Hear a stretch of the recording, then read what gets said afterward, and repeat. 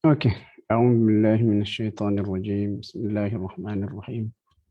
إن الحمد لله نحمده ونستعينه. من يهد الله فلا مضل له ومن يضلل فلا هادي له. أشهد أن لا إله إلا الله وحده لا شريك له وأشهد أن محمدا عبده ورسوله. رب اشرح لي صدري ويسر لي أمري واحلل عقدة من لساني يفقه قولي. يؤتي الحكمة من يشاء ومن يؤت الحكمة فقد أوتي خيرا كثيرا وما يذكر إلا أولو الألباب وفوق كل ذي علم عليم. اللهم اهدنا وسددنا. اللهم لا تكلني إلى نفسي طرفة عين. الحمد لله رب العالمين. السلام عليكم ورحمة الله وبركاته. Alhamdulillah, kita bertemu lagi pada malam ni.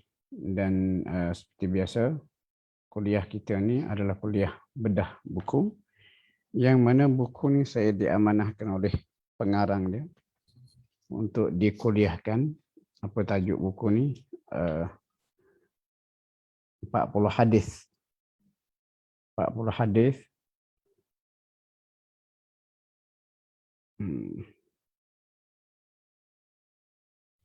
Tak keluar. Okey, itu dia. Sebab pakai YouTube background tak. Okey.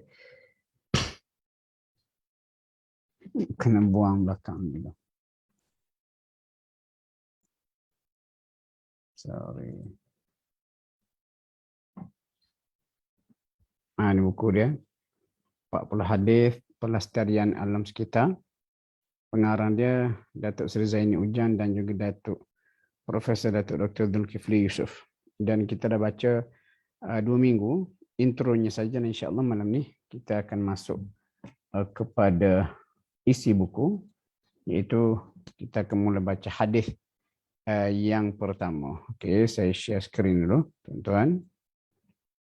Hadis yang pertama. Okey, hadis pertama ni tajuk yang diberikan adalah melestarikan alam sekitar adalah satu cabang iman.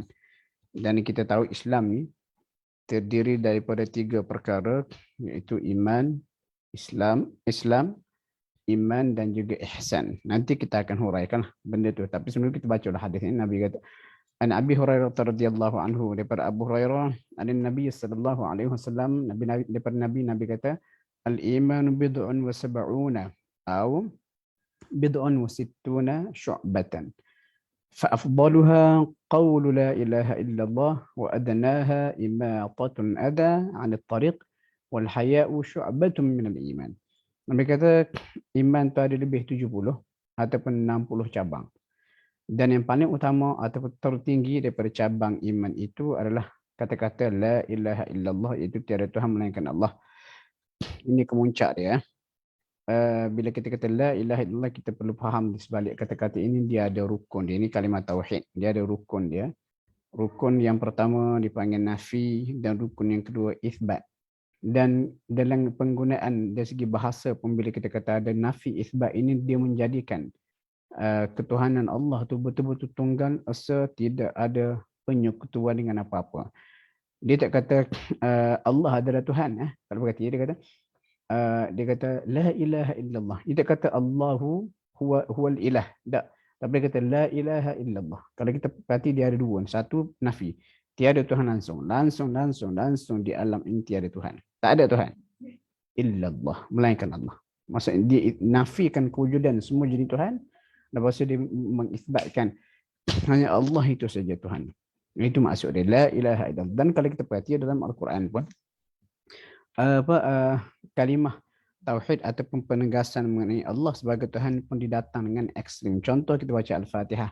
Dia kata iyyaka na'budu, bukan na'buduka. Kalau na'buduka kami sembahmu ya Allah, tetapi pada masa yang sama mungkin ada juga benda lain kami sembah bersama.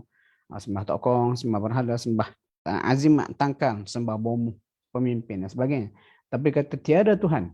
Na'bud iyyaka, hanya padamu, tidak pada yang lain, na'budu kami sembah. Jadi ini lafaz yang pertama yang kita kena faham, kalimah tauhid, dan datang pun dengan rukun nafi isbat la ilaha illallah. Itu yang pertama. Yang kedua, paling rendah, yang kata cabang iman yang paling rendah adalah kata imatatul adha 'anil tariq. Membuang benda-benda yang menyakitkan manusia daripada perjalanan. Dia sebut buang, tuan-tuan. Dia kata adana imatatul adha, membuang benda-benda menyakitkan di laluan perjalanan manusia. Dia tak kata buang sampah. Dia kata bahkan bila Nabi sebut buang benda yang menyakitkan daripada laluan manusia, maksud kita bukan jenis kita cuci. Kita tengok benda, kita cuci. Kita tengok benda, kita cuci. Ada duri ke, ada batu ke, bongkah batu ke tengah jalan yang mungkin boleh memudaratkan orang lain, kita ambil, kita tolak ke tepi. Apatah lagi kita bukan jenis orang yang buang sampah ke tengah jalan. Sebab kita seolah Nabi nak kata jalan tu kena clear sepanjang masa, dan jangan sekali-kali kamu cemari jalan itu dengan sampah-sampah. Dan oleh kerana umat Islam pada zaman Nabi dah ditegur, dah dididik dengan cara yang cukup kita holistik oleh Rasulullah sallallahu alaihi wasallam. Jadi seolah-olah kalau kita kata Nabi sahabat Nabi memang tak buang sampah tepi jalan, tengah jalan, yang boleh menyusahkan orang. Bahkan lagi ekstrem, kalau ada, jangan harapkan di BKL ke, jangan harapkan MPS ke ataupun Alam Flora ke nak buang sampah. Kita kena ambil tindakan itu. Kenapa? Ia berkait dengan iman. Sebab iman ni, kita tengok takrif iman, apa yang disebut pada lidah, diikrarkan oleh hati dan diterjemahkan pada perbuatan. Sebab tu membuang halangan-halangan pada jalan raya ni dikaitkan dengan satu cabang iman apun, walaupun nampak yang paling rendah. Lepas tu Nabi sebut juga wal haya'u syu'batun minal iman, dan malu tu pun adalah satu cabang daripada iman. Okey tuan-tuan, ini intro hadis. Kalau ikut dalam buku ni dia ada dua versi ya. Buku ni buku dua orang profesor ni. Dia ada buku saya pakai buku yang tebal. Tebal buku ni sampai 600 muka surat. Lepas tu ada satu lagi buku versi yang agak nipis. Itu dalam dalam 100 lebih muka surat. Dan buku yang nipis tu dia ada hadis dan ini hadis. Dia ada hadis, lepas tu dia ada kesimpulan. Contohnya ini hadis satu, lepas tu dia ada intisari dia, kesimpulan hadis satu. Jadi dua muka surat untuk menceritakan satu hadis. Manakala buku yang tebal saya pakai ni, huraian dia lebih panjang. Ini insya-Allah kita akan pergi tengok lepas ni sebagai kesimpulan dia. Okey. Apabila kita membicarakan mengenai hadis ini dia kata iman, kita kena ingat iman ni Nabi sebutlah hadis ini dia kata iman terlalu banyak cabang-cabangnya. Sampai 60 ataupun 70. Cuma sama juga kadang-kadang perkataan 7 ni dalam bahasa Arab, kalau kita perhati dalam Quran, perkataan 7 ni tidak semestinya membawa maksud 7. Dia boleh membawa maksud banyak. Dia boleh membawa maksud banyak. Lepas tu kalau Nabi kata iman itu ada sampai 70 ataupun 60 cabang. Paling tinggi adalah kalimah tauhid la ilaha illallah, bermaksud boleh juga kita katakan iman itu mempunyai banyak sekali cabang-cabangnya. Sebab dalam budaya bahasa Arab, ini berdasarkan apa yang saya baca dalam tafsir lah, berdasarkan budaya bahasa Arab, 70 ni dia juga membawa maksud banyak, sangat banyak. Okey, kita tengok ayatnya. Contohlah saya bagi ayat ni untuk memperlihatkan bahawasanya perkataan 7 itu dia bukan semata-mata literally 7 seperti yang kita faham ataupun kita biasa guna.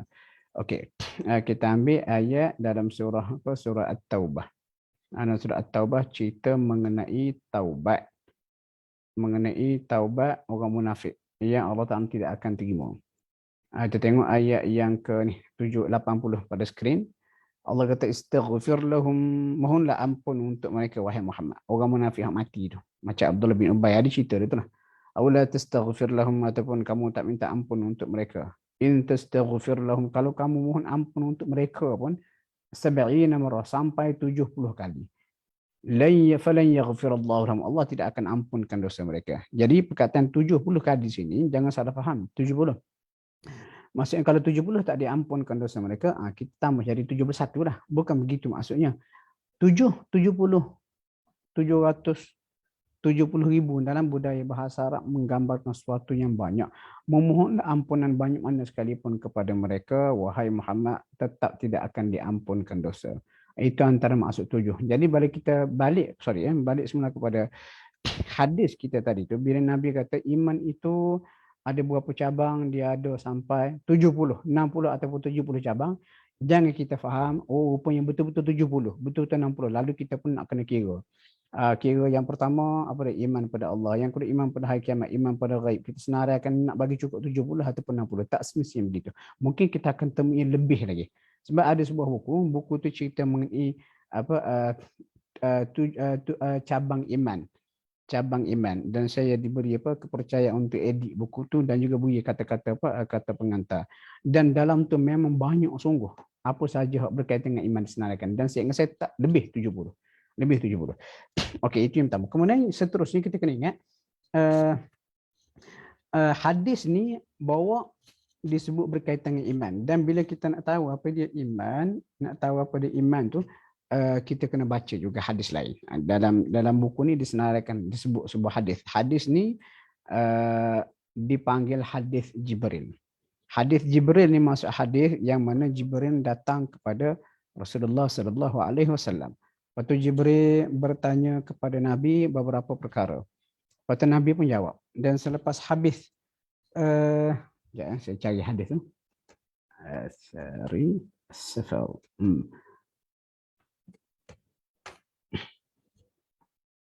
Okey.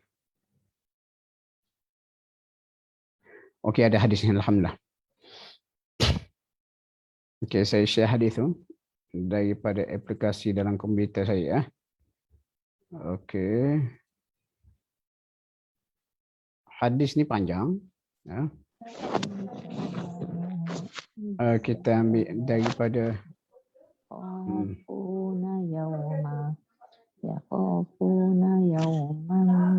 tolong tutup mic, tuan-tuan.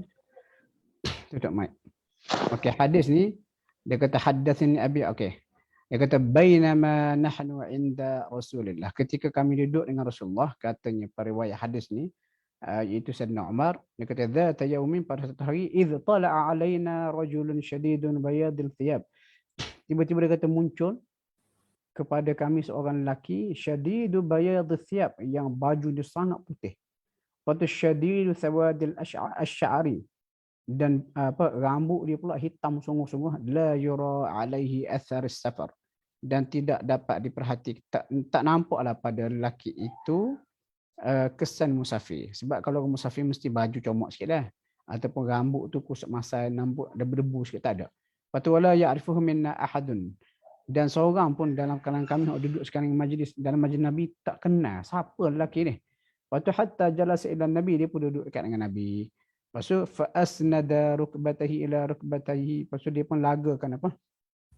Dia datang dekat Nabi, apa dia buat? Dia pun lagakan lutut dia ke lutut Nabi. Dia sandarkan kedua lutut pada lutut Nabi. Lepas tu dia pun letak tangan.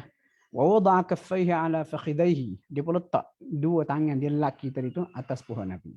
Wa qala, dia pun kata, ya Muhammad, Muhammad, akhbirni 'anil Islam. Cuba khabar kat aku, dia kata apa dia Islam. Nabi pun jawab, dia kata al-Islam, kalau nak tahu Islam tu an tashhadu an la ilaha illallah wa anna Muhammadan sallallahu alaihi wasallam wa anna Muhammadan Rasulullah sallallahu alaihi wasallam.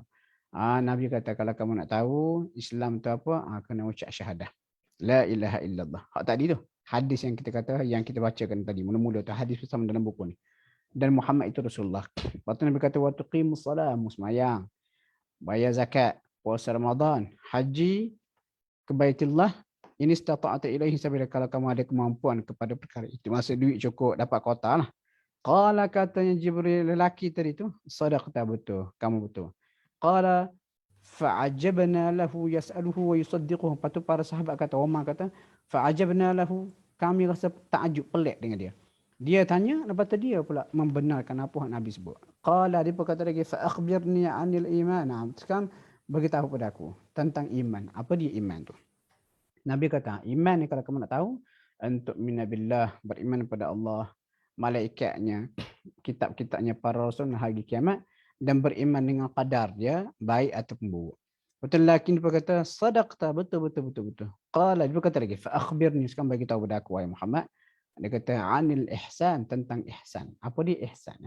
Waktu Nabi kata, ihsan ni an ta'budallaha ka'annaka tarah macam kamu beribadat kepada Allah seolah-olah kamu melihatnya. Fa in lam takun tarahu, kalau kamu tak boleh tengok dia, tak tengok Allah, kena ingat fa innahu, maka sesungguhnya dia Allah yaraka. Yaraka ni sentiasa melihatmu. Lepas tu katanya lagi lelaki tu, fa akhbirni 'anis sa'ah, cuba bagi tahu pada aku bila kiamat ni. Qala, Nabi kata, man mas'ulu anha bi'a'lama minas sa'il. Lepas tu dia kata hak bertanya, Nabi jawab, hak bertanya tak lebih tahu pun daripada yang bertanya.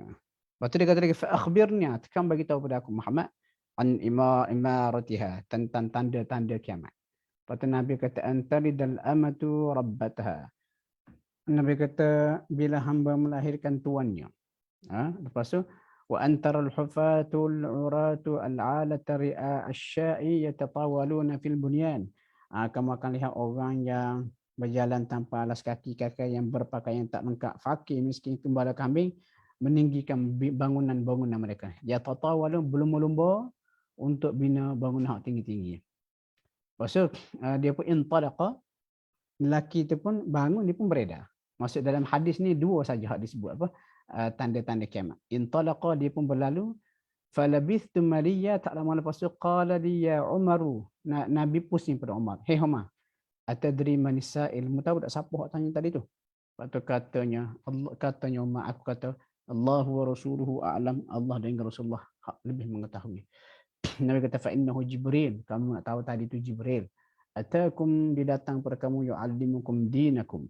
Dia datang mengajar kepada kamu agama kamu. Jadi hadis ni memang terkenal, kalau kita mengaji hadis, dia kata hadis Jibril. Hadis Jibril. Dia banyak hadis. Ada satu hadis dipanggil hadis salam. Sebab dalam tu ada konten berkaitan dengan salam. Betul, hadis mimpi. Sebab dalam tu cerita bagaimana Nabi bermimpi jumpa dengan Allah. Jadi berdasarkan hadis ini, kalau kita tengok, dia ada 4 isu yang utama disebut oleh hadis ini. Yang pertama rukun Islam. Waktu kita tahulah rukun Islam itu ada 5. Dan dikatakan 5 rukun Islam itu sebab apa? Sebab ada 5 ni lah.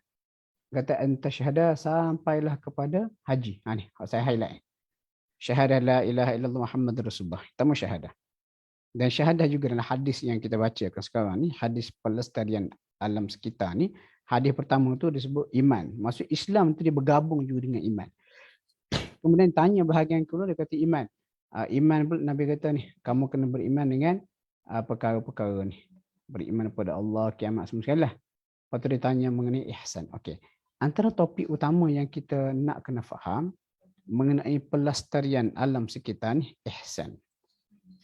Lepas tu saya kata sebenarnya bila kita bincang berkaitan dengan apa? Berkaitan dengan pelestarian alam sekitar, sebut pasal Islam, sebut pasal iman, dan hadis tadi tu dia kata antara yang paling rendah dari dari segi level iman adalah menghilangkan halangan ataupun benda-benda yang boleh mungkin menyusahkan orang daripada laluan-laluan utama. Dan kenapa nak dikaitkan dengan ihsan? Sebab dia ada 2 isu. Isu pertama, kita ni kadang-kadang bila orang tak nampak, tak ada orang, kita tengok benda tu, kita boleh buang. Kita kata, biarlah, bukan masalah aku nampak, aku mengelak. Lepas tu satu lagi isu yang mungkin dibangkitkan sebab apa, pada zaman Nabi, jalan raya macam zaman kita lah. Di mana ada tempat dia jadi laluan manusia, orang tak buat bangunan-bangunan besar. Dan masalah ni mungkin muncul, mungkin kita boleh kata asbab buruk pada hadis tadi. Sebab kenapa Nabi sebut lagu tu. Antara satu cabang iman paling rendah, paling simple, menghilangkan al-adha. Adha tu kita kata perkara-perkara yang mungkin menyakitkan orang tengah-tengah jalan. Mungkin pada zaman tu mungkinlah, saya tak tahu, mungkin nak kena dalami lagi hadis tu, tengok balik asbab buruk kenapa Nabi sebut macam tu. Mungkin kerana ada perangai-perangai, kita kata ni peralihan pada zaman jahiliah kepada zaman Islam. Mungkin ada perangai orang Arab di Madinah pada masa itu yang tidak bertanggungjawab. Dia buang sampah, buang duri, buang tulang tengah-tengah jalan. Lepas tu bila malam menjelma, orang lalu, orang tersadung kaki, jatuh luka. Lalu benda tu pun diberitahu pada Nabi. Nabi pun tegur. Nabi kata, sebenarnya kalau kamu buang benda yang boleh menyakitkan orang daripada jalan raya, itu juga satu cabang iman. Lalu para sahabat di Madinah berusaha untuk menyempurnakan iman mereka setelah mereka memeluk Islam, mereka akan cuba sedaya mampu. Dan itu dah jadi satu motivasi kepada para sahabat dan kita semua patut umat Islam yang membaca hadis yang pertama tadi ni, supaya bergebuk-gebuk untuk menyelamatkan manusia lain daripada sebarang mudarat yang berada di tengah jalan. Jadi benda simple, nampak macam tu lah.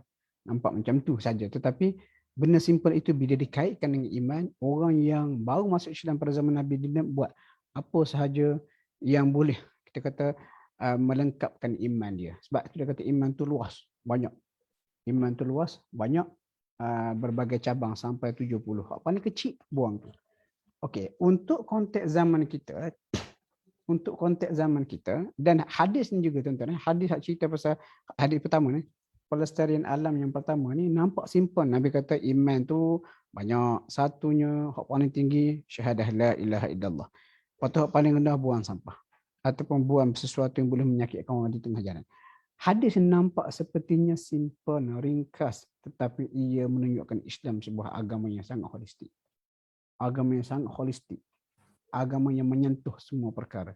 Sampai benda kecil tengah jalan mungkin boleh memudaratkan orang tu pun, kalau kita ambil responsibility kerana tanggungjawab kita, tak mahu menyusahkan orang lain, itu pun dah dikaitkan dengan iman. Pendek kata kita umat Islam, kalau kita hayati agama kita, kita akan jadi orang yang paling bertanggungjawab. Dan lagi besar tanggungjawab, lagi banyak kita buat benda-benda kebaikan, walaupun benda tu mungkin dipandang remeh oleh setengah orang, kalau kita buat kerana Allah, tak boleh ni. Sebab benda lagu ni, contoh kita duduk berjalan ada sampah tengah jalan. Kulit gula-gula pun, kita pun ambil kutip. Kita buang ke tepi. Ataupun kita ambil, kita buang pada tempat sepatutnya. Kawan kita kata apa? Tak payah duduk peduli dah. Satu benda kecil, kita kata tak boleh. Ini juga arahan agama. Sebab aku pernah dengar satu hadis. Hadis sebut dalam buku ni lah. Kita buang benda-benda halangan tengah jalan, botol ke apa ke semua sekali, walaupun kulit gula-gula kecil tu tengah jalan, ia juga sebahagian daripada iman. Aku ambil kerana aku beriman kepada arahan Allah. Allah nak kita, Allah jadikan kita khalifah di muka bumi. Benda kecil macam ni pun kita ambil kira. Sebab apa? Mula-mula kecil. Kalau semua orang pakat buang, tak ada siapa peduli, tidak ada budaya untuk bersihkan benda ni, lama-kelamaan jalan juga jadi tempat orang buang sampah. Mula kecil okey lagi, bila makin besar mungkin sampah-sampah ni bila terbang ke angin pergi ke tepi, ada longkang tepi tu jatuh dalam longkang, akhir longkang tersumbat dari sarang nyamuk. Kita tengok sebuah lebih luas. Jadi sebab tu kita kata Islam ni agama yang sangat holistik. Benda kecil macam tu pun disebut. Dan kalau kita buat, ia juga dikira sebagai ibadat. Orang tanya, macam mana boleh jadi ibadat tu? Ibadat ni adalah sebarang, kita kata sebarang suruhan. Kalau kita buat segala suruhan Allah dan juga meninggalkan larangan hak disebut oleh Allah Ta'ala, dan sudah pasti suruhan dan juga larangan itu datang daripada Nabi lah, pada Al-Quran dan juga hadis. Hak ni kita baca dah tegang-tegang. Maksud buang mudarat daripada jalan mungkin boleh menyusahkan orang, itu pun sebahagian daripada agama. Dan kalau kita tengok sampah, kita kutip. Kenapa mengutip sampah ni? Lillahi ta'ala. Sebab Nabi suruh. Ya ke Nabi suruh? Ya. Hadis tadi. Imatatul adha. Imatatul adha anit tariq. Nampak tak? Sampai gitu sekali. Betapa halusnya agama kita ni. Lepas tu kenapa ihsan yang penting? Lepas tu dalam huraian buku ni pun disebut peranan ihsan tu. Ihsan maksudnya kita sembah Allah, beribadat pada Allah seperti kita tengok Allah. Tapi kalau kita tak tengok Allah, memang kita tak boleh tengok Allah, Allah sentiasa tengok kita. Jadi walaupun orang tak ada di sekeliling, ada sampah, kita kutip. Kenapa mengutip sampah ni? Kerana Allah memerhatikan aku. Allah letak aku di muka bumi sebagai khalifah. Dan Allah sampaikan kepada Nabi kita sallallahu alaihi wasallam, antara cabang iman hak paling kecil, hak paling rendah kamu nak tahu adalah kutip sampah. Buang benda hak mungkin akan menyusahkan orang kemudian hari. Nampak tak? Orang tak ada, CCTV pun tak ada siapa ambil gambar, kita tetap ambil. Allahu a'lam. Okey tuan-tuan, ni interesting, ini huraian dalam buku ni, saya rasa saya kena baca ni. Dia kata alam semesta ni, sebab dia kata buang sampah ni melibatkan alam semesta. Tapi alam semesta walaupun luas, tetapi dia kata kita fokus kepada dua saja. Dia kata walaupun alam semesta ni meliputi seluruh cakrawala. Ini interesting, poin-poin ni banyak saya belajar. Dia kata apa? Alam semesta meliputi seluruh cakrawala. Tetapi alam sekitar yang kita nak bincang ni duduk di bumi. Sebab itulah kita kata secara praktikalnya kita duduk di bumi sekarang ni. Jadi kita tak payah ceritalah nak pergi alam apa cakrawala lain ke planet lain, tak payah. Sebab apa? Belum tentu sampai lagi ke sana, tapi hari-hari setiap hari kita duduk pijak bumi ni. Dia kata di bumi ni, dia kata bagaimanapun alam sekitar, untuk tujuan perbincangan buku ini dilihatkan unsur hidup. Dia kata biotik dan juga bukan hidup ataupun abiotik di bumi ni. Di bumi. Lepas tu dia kata perlu dimaklumi sebahagian besar hakikat alam sekitar boleh dijelaskan secara metafizikal, fizikal, kimia, biologi. Dan semua ada di bumi saling berkaitan antara satu sama lain. Lepas tu dia kata, ni maklumat baru ni. Dia kata alam sekitar ni, hak kita pijak ni, dia ada beberapa unsur kewujudan. Aspek kewujudan. Dia kata yang sama biosfera. Biosfera atau biotik. Biosfera ni mudah dia kata semua hak boleh alam sekitar kita boleh ambil manfaat seperti tumbuhan dan juga haiwan. Hak tu biosfera. Ayam ke, itik ke, burung ke ataupun tumbuh-tumbuhan. Contoh pokok ni kita tanam kenapa dia menghasilkan buah, beri oksigen pada kita. Dia seduk karbon dioksida. Itu satu perkara hak perlu kita ambil perhatian kita biosfera. Ni term-term lah. Kemudian litosfera. Litosfera ni pula apa dia? Hak di alam, hak duduk berinteraksi dengan kita sepanjang masa ni. Ada kata yang meliputi tanah, batuan, bahan mineral, bukit bukau, gunung ganang. Itu yang kedua. Menurut sekali biosfera apa dia? Tumbuh-tumbuhan dengan haiwan. Maksud kita ada tanggungjawab kepada mereka. Dan mereka pada sumbangan untuk melangsungkan kehidupan kita di dunia. Yang kedua dia kata apa? Litosfera. Hak ni tanah bumi hak kita pijak ni. Tanpa tanah, tanpa mineral hak dalam bumi bukan gunung ganang ni pun susah juga kita. Macam contoh gunung ganang Bukit Bukau tu dia jadi apa? Jadi tempat mungkin pokok banyak, tadahan hujan, ditakungan air dan sebagainya. Yang ketiga dia kata hidrosfera. Hidro ni benda hak berbentuk cecair lah. Hidrosfera ni dia kata membabitkan hujan. Hujan. Sungai, tasik, awan laut, ais di puncak gunung dan sebagainya. Jadi tiga perkara ini apa dia? Biosfera yang merangkumi haiwan dengan tumbuh-tumbuhan. Kemudian litosfera, batu-batuan bahan mineral bukau gunung ganang. Kemudian hidrosfera hak jenis cecair. Semua benda ni berada di sekeliling kita. Dan kita sebagai khalifah di muka bumi yang Allah Ta'ala letak kita ada tanggungjawab untuk berinteraksi ataupun gunakan ketiga-tiga elemen ini dengan sebaiknya dan jaga sebetulnya. Jangan lebih. Ingat ada kuliah kita mula-mula itu antara perkara penting yang dibincangkan dia kata mizan. Mizan maksud neraca keseimbangan. Allah kata was-samaa'a rafa'aha wa wada'al mizan. Allah Taala angkat langit tu tinggi-tinggi dalam penciptaan, dia pun letak mizan. Neraca keseimbangan. Patut Allah kata alla tatghaw fil mizan. Jangan sekali-kali kamu merosakkan keseimbangan ini. Dan keseimbangan hak kita rosak ni memang berkait dengan apa yang disebut tadi tu. Biosfera, litosfera dan juga hidrosfera. Kalau tiga-tiga ni tak seimbang, kita rosakkan dia punya mizan, dia akan menimbulkan berbagai masalah. Okey, itu satu. Itu hak kita bijak. Duk hak kita bijak. Atas kepala kita pula. Atas kepala kita ni sampailah hujung. Kita panggil atmosfera. Atmosfera ni pula tuan-tuan ada juga lapisan-lapisan dia. Dia ada 5 lapisan. Ni bagus masya-Allah. Dia kata atmosfera pula persekitaran udara. Dia kata ada 5 lapisan. 20 km pertama daripada bumi. Kita pijak, kita pun shoot terbang ke atas. Itu dia panggil troposfera. Troposfera. Troposfera ni, hak ni lah kapal terbang. Kita jet ke kapal terbang di sekitar dalam kita area troposfera sahaja. Kemudian 20 km ke 50 km berikutnya dipanggil stratosfera. Stratosfera. 20 ke 50 km. Kemudian 50 sampai 85 km ke atas lagi mesosfera, atas lagi 85 km sehingga 690 km. Nampak tak? Lagi tinggi. Itu dipanggil termosfera. Dan akhir sekali exosfera 690 km sampai 10,000 km ke atas. Dan dia kata setiap lapisan tu ada jarak, jangkauan masing-masing. Dan of course ada peranan dia lah. Dan kata pesawat penerbangan awam misalnya berada pada lapisan troposfera kat paling atas tu. 20 km ke atas. Satelit perhubungan duduk pada exosfera, maksudnya yang paling ekstrim lah. Itu satelit duduk atas. Atmosfera kita duduk naung atas kepala kita ni, setiap satu daripada mereka ada berbagai komponen gas-gas, nitrogen, oksigen, karbon dioksida dan sebagainya. Dan semua benda-benda ini Allah Ta'ala buat, Allah Ta'ala mudahkan kita guna, ada matlamat penciptaannya. Semua ciptaan Allah di muka bumi dan juga di ruang udara, tu dia kata ada penciptaannya sesuai dengan matlamat penciptaan untuk kemudahan dan juga kesenangan kita. Lalu ni interesting tuan-tuan, hak ni buka mata dah. Di bawah ayat surah Luqman. Ayat ni memang selalu dah saya baca sebelum ni. Tapi tak pernah fikir, alhamdulillah, dia boleh kaitkan dengan apa?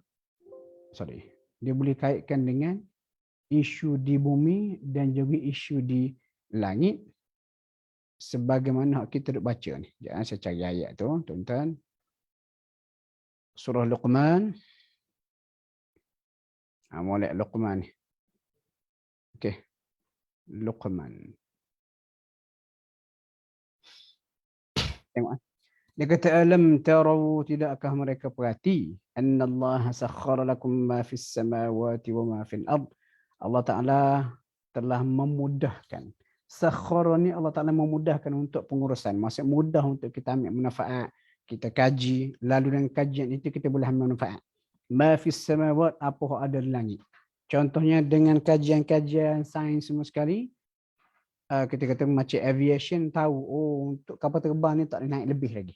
Dia kena sekadar lapisan pertama 20 km pertama daripada aras bumi. Ataupun lagi langit tadi tu kata atas lagi tu untuk letak satelit yang mungkin tak jatuh ke bawah, mungkin udara lebih nipis, lalu satelit tu boleh beredar, berfungsi untuk kemudahan manusia. Allah tak nak beri, kata sakhara tu masuk beri kemudahan manusia kaji ilmu hak sedia daripada manusia, akhirnya mereka menemui itulah ruang kita kata troposfera tu yang sesuai untuk letak satelit semua tu. Lepas tu wa fil ardi, dan di bumi. Bumi yang tadi tu tengok ada 3 komponen yang utama. Itu biosfera, tumbuhan dan juga haiwan. Litosfera, gunung ganang bukit bekau. Lepas tu hidrosfera, air. Semua tu penjelasan ni as-samawat, 5 lapisan atmosfera. Al-ard, bumi. 3 bahagian, 3 jenis. Kita kata makhluk di bumi yang Allah Ta'ala mudahkan segalanya untuk kita guna. Dan dengan adanya ilmu yang Allah Ta'ala kurniakan kepada kita, kita boleh exploit, kita boleh ambil manfaat. Tapi nak kena ingat, exploit ke ambil manfaat daripada langit, dalam arti kata penjelasan tadi tu, ataupun bumi dalam arti kata penjelasan 3 bahagian tadi, dia mesti datang dengan tanggungjawab. Dan tanggungjawab itulah, ingat saya boleh katakan prinsip utama buku ni, macam rukun utama untuk kita faham buku ni, di balik surah Ar-Rahman Allah kata la tatghaw fil mizan. Jangan kamu merosakkan mizan. Contohnya langit lapisan atmosfera tu, antara perkara yang boleh merosakkan dia adalah pelepasan karbon yang berlebihan atau kesan gas rumah kaca dan sebagainya. Dia boleh merosakkan, himpunan karbon tu boleh merosakkan, menjadikan bumi semakin panas dan sebagainya. Lepas Allah kata asbagha 'alaikum ni'amahu zahiratan wa batinah, dan Allah Ta'ala pun melimpahkan kepada kamu nikmatnya yang zahir dan juga yang batin. Kalau baca dalam setengah tafsir, zahir ni hak nampak pada fizikal kita. Hak batin tu hak dalaman, macam peredaran darah, degup jantung. Tapi nampaknya apabila penjelasan dibuka sebegini, saya nampak zahir batin ni, zahir hak kita nampak, batin hak kita tak nampak. Macam oksigen, karbon dioksida yang ada di sekeliling kita, yang interaksi itu berlaku antara kita dengan pokok, tumbuh-tumbuhan, hak gunung ganang tadi tu hujan, bila pokok tu dijaga, menyebabkan hujan tu air hujan tu boleh break lah, kita kata tak berlaku banjir kilat. Benda ni semua insya-Allah. Waktu kata tuan-tuan Al-Quran ni antara satu kelebihan dia, satu ayat tapi dia boleh difahami dalam berbagai dimensi kerana ilmu kita. Lepas tu saintis Perancis Dr. Maurice Bucaille, dia kata apa? Dia kata untuk faham betul-betul Al-Quran, seorang tu kena ada encyclopedic knowledge. Dia kena ada ilmu yang berbentuk encyclopedia. Maksud dia tu pakar alam sekitar, pakar tafsir, pakar bahasa Arab, pakar semua jenis pakar, pakar marine, pakar aviation, pakar semua jenis dah. Barulah dia boleh faham Al-Quran tu. Dan tuan-tuan nampak sebelum ni bila saya baca ayat ni, saya duk mengajar, limitation ilmu saya sekadar apa yang ditulis oleh ulama tafsir. Jadi kalau kita klik atas ni ada link dia untuk tafsir-tafsir yang kita nak baca tu. Dia kata wa asbagha alaikum ni'amahu zahiratan wa batinah. Zahir nampak di depan mata lah. Batin tu dalam iman ataupun pergerakan darah.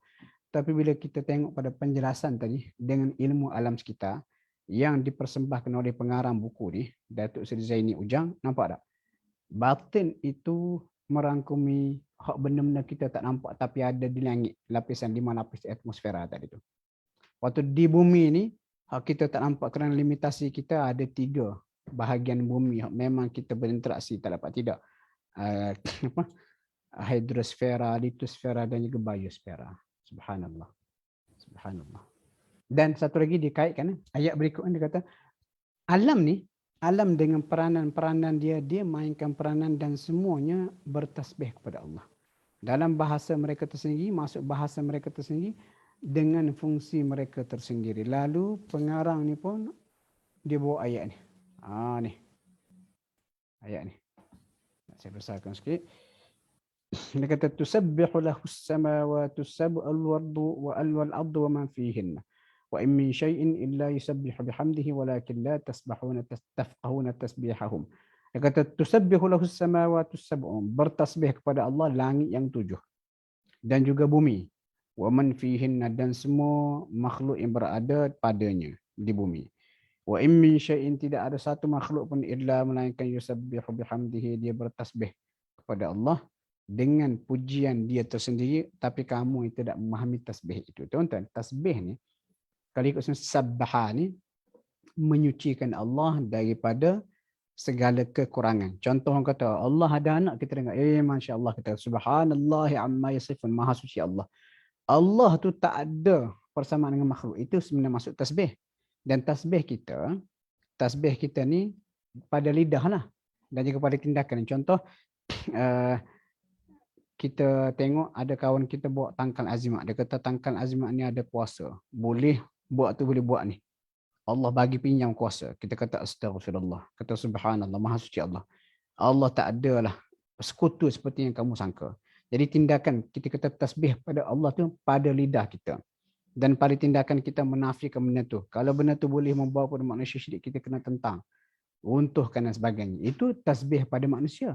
Tetapi tasbih pada makhluk selain pada manusia, dia ada bahasa dia tersendiri. Antara contoh tasbih matahari, dia terbit dan melaksanakan fungsi-fungsi dia. Fungsi menerangi alam, bagi vitamin tertentu, ataupun bagi cahaya, sirami cahaya, keluar fotosintesis. Itu cara matahari bertasbih. Cara sungai bertasbih, dia memainkan peranan dan mengalir. Dia mengalir membawa air untuk pergi satu tempat. Itu tu dalam pusingan kitaran alam. Lepas tu kalau kita tengok ayat ini, kita kena faham semua makhluk memang bertasbih pada Allah. Tetapi dia kata, wa in min syai'in illa yusabbihu bihamdih. Dan tak ada satu makhluk pun melainkan dia bertasbih dengan pujian dia.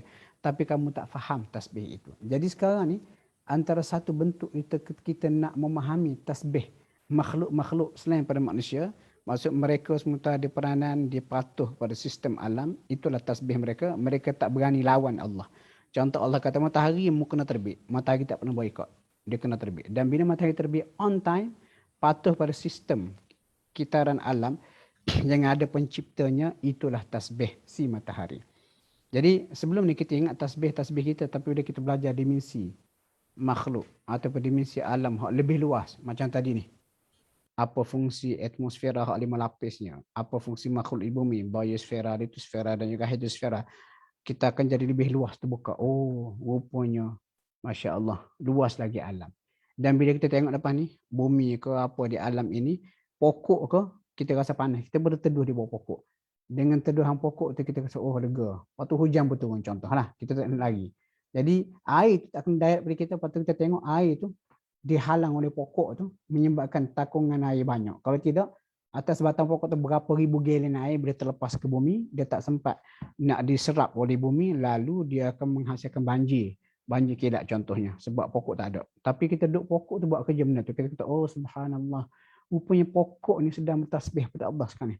Sebab dia sedang mematuhi peranan dia yang letak di muka bumi. Jadi semakin luas sudut pandang kita pada tasbih makhluk. Lepas tu Dr. Zaini Ujang, Datuk Zaini Ujang ni, dia biasa dalam kuliah dia ataupun sharing talk dia, tanam pokok. Kenapa tanam pokok? Pokok bertasbih dia kata. Dapat pahala kita. Macam contoh kita apa? Kita mungkin tak boleh hafal Quran. Kita pun pergi ke tahfiz. Kita pun sponsor budak hafal Quran. Bila dia hafal Quran, kita dapat pahala. Itu mindset kebiasaan kita. Tapi kita pernah terfikir tak? Kita tanam pokok. Tanam pokok. Kenapa tanam pokok ni? Supaya kita dapat hasil. Lagi, kembangkan lagi. Kenapa tanam pokok? Oh, supaya pokok ni boleh jadi tadahan hujan. Bumi pun akan kurang banjir. Air pun boleh serap bumi dalam keadaan yang sepatutnya. Kembangkan lagi. Apa lagi ya? Pokok ni, kalau berdasarkan ayat-ayat dan juga ayat dan pokok ni sedang bertasbih. Maksudnya kalau kita bayar sponsor budak tahfiz hafal Quran, dia hafal Quran, kita akan dapat pahala. Sama juga bila kita tanam pokok, dapat pahala juga sebab kita telah mewujudkan, memperbanyakkan makhluk-makhluk Allah yang bertasbih kepada Allah. Walaupun tasbih itu datang dalam bahasa mereka tersendiri. Okey, subhanallah. Okey, seterusnya buku ni disenaraikan juga. Dia kata hadis yang pertama tadi tu. Okey, saya stop sebab nak habis masa dah. Saya prepare dua hadis, tak sangka dapat sampai gini sekali huraian dia, insya-Allah. Okey, hadis ni tengok antara itu bahagian pertama. Bahagian kedua yang disebut ni dia kata imatatul adha, menghilangkan benda menyakitkan di laluan. Dia kata hadis ni dia cerita mengenai ilmu pelestarian alam sekitar dengan buang benda yang boleh menyakiti. Maksud benda yang boleh menyakiti ni kalau zaman Nabi duri, tulang, apa-apalah. Pada zaman kita benda menyakiti ini dia melibatkan kemudahan awam. Contoh dia kata paku ke atau bahan binaan tajam yang terjatuh daripada kenderaan akibat tidak berpandukan piawai yang betul. Contohnya repair kereta. Pomen tu tak betul cara dia menyebabkan jatuh. Benda tu kita nampak. Ataupun paling banyak kita lalu tepi highway, nampak tayar-tayar. Nampak tayar-tayar tepi jalan. Kita kena macam kita ada masalah. Tapi kalau penunggang motosikal, dia lalu nak mengelak ke tayar. Serpihan pecah-pecah tayar tu, dia mengelak mungkin dilanggar oleh kita. Banyak kes kita jumpa macam ni. Jadi sepatutnya kena berhenti. Ambil benda tu tolak ke tepi. Dan kalau kita buat itu kerana Allah, kerana arahan Nabi berdasarkan hadis ni, dapat pahala dan itu boleh meningkatkan iman kita. Itu pada tahap individu. Imatatul adha. Tapi kalau kita pergi lebih lagi kepada tahap, kita kata pihak berkuasa ataupun kerajaan, JKR. Dia kata macam contoh dia kata halangan jalan raya seperti bongkah kayu, tayar pecah, lukoh air, lubang, kuarti jalan yang tidak diselenggara dengan baik. Jadi bayangkan hadis ini kalau kita bawa pergi kepada pihak otoriti yang bertanggungjawab untuk jaga jalan. Baik LLM ke atau baik JKR ke dan sebagainya. Dan bila kita kata jom kita buat kerja-kerja kita nak cek apa-apa mungkin ada di highway, tayar pecah ke, paku ke semua sekali, tindakan ini, tindakan yang wajib kita lakukan. Di samping kalau kita buat dengan kesedaran atau rasa ihsan tadi, Allah duk tengok kita ni. InsyaAllah itu akan menjadi sebab iman kita semakin bertambah. Jadi kalau tengok pada hadis macam ni, di mana saja kita berada, buat apa saja, dia akan ada peluang untuk kita menambah pahala. Menambah pahala. Nampak tak holistik? Lepas tu bila baca hadis-hadis macam ni, tuan-tuan, saya kagum dengan Nabi kita. Dan memanglah dalam sebuah hadis Nabi sebut, antara kelebihan baginda dibagi jawami'ul kalim. Jawami'ul kalim, maksudnya kata-kata yang ringkas padat. Kemudian hadis ni juga disebut kemudahan awam ni. Kemudahan awam. Macam jalan raya semua sekali tu. Jadi imatatul adha ni kalau kita kembangkan lagi, usahakan merosakkan alam. Benda ada boleh memudaratkan orang kita buang. Dia merangkumi cara pengurusan sampah ataupun cara pengurusan sisa pepejal. Sebab kadang-kadang bukan hanya jalan raya ni sahaja, bukan jalan raya saja kita gunakan untuk pengangkutan. Sungai pun ia juga kadang-kadang bila sampah banyak yang menyebabkan kerosaknya ekosistem. Lepas tu usaha untuk imatatul adha ni perlu dikembang luaskan. Dia sebenarnya dia mesti datang daripada diri sendiri lah. Lepas tu kita pelestarian alam ni dia adalah kesedaran kendiri. Dengan baca hadis macam ni kita pun rasa kesedaran dan kita kembangkan hadis ni pada orang. Semua orang ada kesedaran. Oh, nampak sampah itu tanggungjawab aku sebagai khalifah. Dan sebab Nabi aku suruh. Kalau aku beriman kepada Rasulullah dan syahadah aku dalam iman kita aku bersaksi bahawa tiada Tuhan melainkan Allah dan Rasulullah itu adalah pesuruh Allah, sudah pasti apa sahaja disuruh oleh pesuruh Allah itu kita kena buat. Nampak sampah, kutip, buang. Kalau kita buang sampah, ambil sampah kutip, apatah lagi benda hak lagi teruk, buang sampah. Lepas tu dapat laporan Luqman biasa keluar berjalan dengan Farhana. Luqman ni, ni dalam ni ada ni. Dia kata dia pun keluar asalnya nak berjalan. Banyak sampah. Dia pun belilah alat dekat DIY nak kutip sampah. Sudahnya bukan berjalan, jadi kerja kutip sampah. Nak cerita mentaliti masyarakat. Dia boleh buang sampah tanpa rasa apa-apa rasa bersalah. Dan kena ingat buang sampah dosa. Kutip sampah itu adalah satu cabang iman yang boleh meningkatkan pahala kita. Okey tuan-tuan, banyak lagi dalam tapi saya kira saya boleh ringkaskan untuk tutup hadis pertama yang kita baca. Tengok kesimpulan dia. Kesimpulan ni bagus kadang nak baca panjang-panjang ni kita rasa letih. Kita nak habis dahsyat lah. Yang pertama, iman ada lebih 60 ataupun 70 cabang. Tapi saya katakan tadi 70 dalam budaya bahasa Arab banyak tak terkira. Paling tinggi la ilaha illallah. Paling rendah buang perkara memudaratkan ataupun menyebabkan kemudaratan risiko di laluan perjalanan. Jalan biasa, taman kita atau pergi lebih lagi highway. Jangan tengok saja. Kalau kita ada kemampuan untuk bersihkan. Yang ketiga, buang risiko tengah jalan tadi itu kita boleh luaskan lagi dengan pelestarian alam sekitar. Maksudnya pelestarian alam sekitar untuk kurangkan risiko di berbagai tempat kemudian awam seperti pengangkutan awam, jalan raya, kereta api dan sebagainya dikira sebagai cabang iman. Cabang iman. Sebab dalam aktiviti pelestarian alam ni antaranya imatatul adha tadi itu.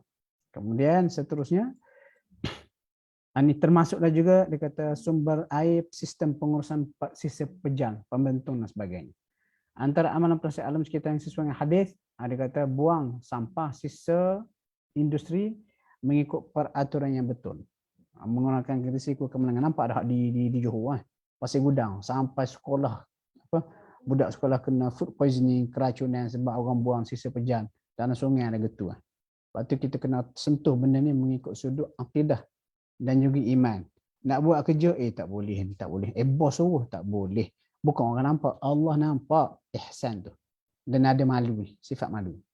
Terpancar daripada ihsan yang menyedari Allah sentiasa tengok kita. Kita diarahkan kutip bermaksud sampah tu jangan dibuang in the first place. Kena ada kesedaran begitu. Tonton saya kira cukup untuk malam ni. Bawa hadis satu. Wow, Masya Allah. Sangat membuka minda perbincangan hadis ni. Dan ulasan oleh dua pakar kita kata dalam bidang masing-masing, alam sekitar, Datuk Seri Zaini Ujang dan juga Profesor Datuk Dr. Zulkifli, pakar tafsir, guru saya. Allah alam apa yang baik daripada Allah Subhanahu Wa Taala, apa yang buat daripada kekurangan kelemahan di saya sendiri, mudah-mudahan perkongsian kita pada malam ini dapat manfaat bersama. Allahumma arhamna bil Quran waj'alhu lana imaman wa nuran wa hudan wa rahmah. Allahumma dhakkirna minhu ma nassina wa 'allimna minhu ma jahilna. وارزقنا تلاوته آناء الليل وأطراف النهار واجعله لنا حجة يا رب العالمين. اللهم اجعلنا ممن يستمعون القول فيتبعون أحسنه. صلى الله على محمد وعلى آله وصحبه وسلم. الحمد لله رب العالمين. InsyaAllah kita jumpa minggu yang keempat. Khamis minggu keempat itu dalam jadual saya lah. Minggu pertama dan keempat untuk kita bedah buku. Sekian. Assalamualaikum warahmatullahi wabarakatuh.